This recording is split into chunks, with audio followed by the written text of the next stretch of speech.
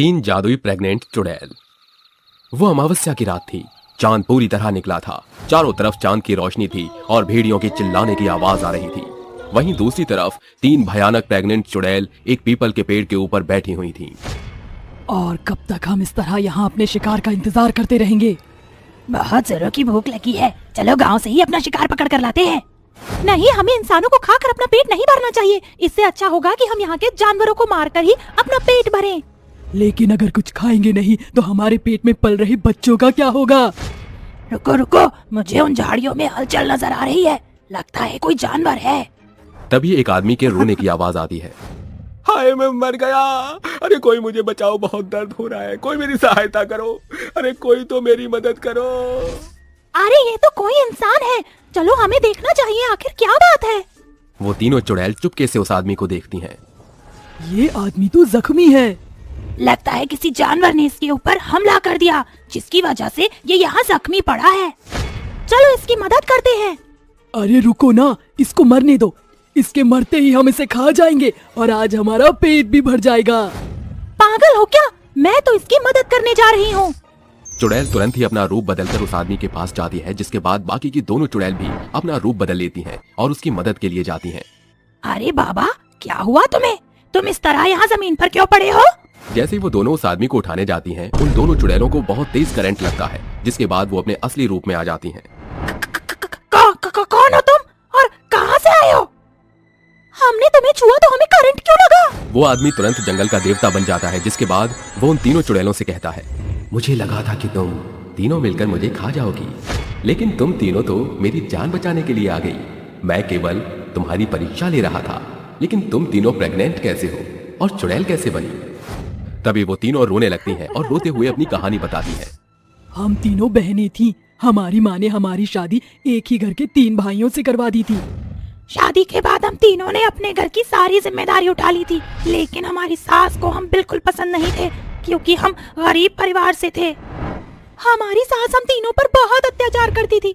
हम तीनों एक साथ प्रेग्नेंट हुए और एक दिन हम तीनों बहनें रसोई में खाना बना रही थी, तभी अचानक से सिलेंडर फट गया और हम तीनों मर गईं। हम चुड़ैल तो बन गई, लेकिन हमने कभी इंसानों को मारकर नहीं खाया। तुम तीनों बहुत अच्छी हो। मैं तुम तीनों से बहुत प्रसन्न हुआ। मैं तुम तीनों को वरदान देता हूँ कि तुम तीनों की कोख जादुई होगी और जब तुम अपने बच्चे को पैदा करोगी तो वो इंसान का बच्चा होगा और दिन के समय तुम हमेशा इंसानी रूप में रहोगी। जैसे ही सूरज ढलेगा तुम तीनों अपने असली रूप में आ जाओगी। ये कहकर देवता वहां से गायब हो जाते हैं। तभी दूसरी चुड़ैल अपने पेट पर हाथ धरकर कहती है, अरे अरे, अब हम क्या करें? हमें तो बहुत जोरों से भूख लगी है, मेरे पेट में तो चूहे कूद रहे हैं। उसके इतना कहते ही उनके सामने कई तरीके के पकवान आ जाते हैं, जिन्हें देखकर वो तीनों खाने पर टूट पड़ती हैं और खाना खाकर वो तीनों चुड़ैल पीपल के पेड़ पर जाकर सो जाती हैं। अगले दिन सुबह जैसे ही सूरज की किरणें उनके ऊपर पड़ती हैं, वो तीनों इंसानी रूप में आ जाती हैं। अरे देखो, हम तो इंसान लग रहे हैं, जैसे कि देवता ने कहा था। अरे बहनों, चलो अपने माता पिता के पास चलते हैं, पता नहीं कैसे होंगे वो लोग। दूसरी चुड़ैल की बात सुनकर वे तीनों अपने माता पिता के घर जाती हैं, लेकिन पहले वो तीनों खिड़की से झांकती हैं, जिसके बाद उन्हें दिखता है कि उनके माता पिता बहुत ही गरीब हो चुके हैं और उनके पास खाने के लिए एक दाना तक नहीं है। काश मेरे पास ढेर सारा पैसा होता तो मैं अपने माता पिता की मदद करती। उसके इतना कहते ही उसके सामने पैसों का ढेर लग जाता है। अरे वाह, तुम्हारे पेट से तो पैसे निकलते हैं। अब पता नहीं मेरे पेट से क्या निकलेगा। मैं अपने पेट से सोना मांगती हूँ, क्या मुझे ढेर सारा सोना मिलेगा? तीसरी चुड़ैल के इतना कहते ही उसके पेट से ढेर सारे सोने के जेवर निकलने लगते हैं। बहनों, एक काम करते हैं, ये सब हम चुपके से अपने माता पिता के घर में रख देते हैं। वो तीनों चुड़ैल अपने माता पिता के घर में ढेर सारे पैसे और सोना रख देते हैं और वहाँ से चली जाती हैं। हमें अपनी सास से बदला लेना चाहिए, उसने जो हमारे साथ किया बिल्कुल भी अच्छा नहीं किया। तो फिर देर किस बात की है, चलो उसे अच्छा सबक सिखाते हैं। वो तीनों चुड़ैल मिलकर अपनी सास उर्मिला के घर जाती हैं, जहां वो देखती हैं कि उसकी सास ने अपने तीनों बेटों की दोबारा से शादी करवा दी, लेकिन उसकी बहुएं उस पर बहुत अत्याचार कर रही होती हैं। अरे बुढ़िया, इतनी बूढ़ी हो गई हो कि तुझसे पोछा तक नहीं लग रहा। देख जरा फर्श कितना गंदा पड़ा है। गुंजन बहू, मेरी तबीयत ठीक नहीं है, आज मुझसे काम नहीं हो रहा, ऊपर से सुबह से कुछ खाया भी नहीं है। तभी गुंजन उर्मिला को एक जोर की लात मारती है, जिसके बाद उर्मिला को चोट लग जाती है। मुफ्त की रोटियां तुझे यहाँ नहीं मिलेंगी, समझी तू? फटाफट काम कर, उसके बाद खाने के लिए सोचियो। ये सब वो तीनों चुड़ैल दूर खड़ी देखती रहती हैं, जिसके बाद उन्हें उर्मिला पर बहुत दया आती है और वो उर्मिला के पास जाती है, जिसके बाद उर्मिला उन तीनों को एक साथ देखकर बहुत डर जाती है। तुम दोनों जिंदा हो, ये कैसे हो सकता है? मैंने ही तो तुम तीनों को मारा था, जिसका पश्चाताप मैं अभी तक कर रही हूँ। हम सब जानते हैं, तुम चिंता मत करो, हम तुम्हारी मदद करेंगे। तभी वो तीनों प्रेग्नेंट चुड़ैल अपने पेट पर हाथ रखती हैं, जिसके बाद पहली चुड़ैल के पेट से ढेर सारे पैसे निकलते हैं और दूसरी चुड़ैल के पेट से ढेर सारे पकवान निकलते हैं और तीसरी चुड़ैल के पेट से ढेर सारे सोने के गहने निकलने लगते हैं। ये तुम अपने पास रख लो, इससे तुम्हारी सहायता हो जाएगी और तुम अपनी तीनों नई बहुओं से छुटकारा पालोगी। बहू, मुझे माफ कर दो, मैंने बहुत बड़ी गलती कर दी। आपने जो किया उसे भूल जाओ और आज के बाद कभी किसी के साथ ऐसा मत करना।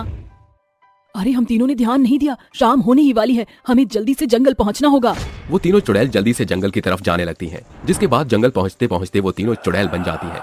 वहीं दूसरी तरफ उर्मिला उनका पीछा करते करते जंगल में पहुंच जाती है, जिसके बाद उर्मिला को उनकी पूरी सच्चाई पता चल जाती है। हे भगवान, मेरी तीनों बहुएं जिंदा नहीं है, लेकिन फिर भी उन्होंने मेरी मदद की। तभी अचानक से तीनों चुड़ैलों के पेट में दर्द होने लगता है। उर्मिला से ये सब देखा नहीं जाता, इसलिए वो तुरंत उन तीनों की मदद करने के लिए उनके पास पहुंच जाती है। कुछ ही देर में वो तीनों चुड़ैल अपने बच्चों को जन्म दे देती है। आप यहाँ कैसे पहुंची? आपको हमसे डर नहीं लग रहा? चुड़ैल के पूछने पर उर्मिला उन्हें सब बता देती है कि वो कैसे उनका पीछा करते करते जंगल तक पहुंच गई। अगर आज आप नहीं होती तो पता नहीं हम अपने बच्चों को कैसे जन्म देती। लेकिन ये कैसे मुमकिन है? तुम तीनों तो चुड़ैल हो, तो तुम्हारे बच्चे इंसान के कैसे हो सकते हैं? जो तुमने उन तीनों के साथ किया था, उसका पश्चाताप करने के लिए इन बच्चों को इंसान का रूप मिला है। आज से इन बच्चों की जिम्मेदारी तुम्हारी है। मैंने अपनी तीनों बहुओं के साथ बहुत ही बुरा किया। आज अगर मैं ऐसा नहीं करती तो शायद वो तीनों जिंदा होती, लेकिन अपनी गलती का पश्चाताप करने के लिए मैं अपनी तीनों बहुओं के बच्चों को अच्छी परवरिश दूंगी। ये सुनकर वो तीनों चुड़ैल बहुत खुश होती हैं, जिसके बाद उन तीनों चुड़ैलों को मुक्ति मिल जाती है और वो तीनों उस जंगल से हमेशा हमेशा के लिए चली जाती हैं।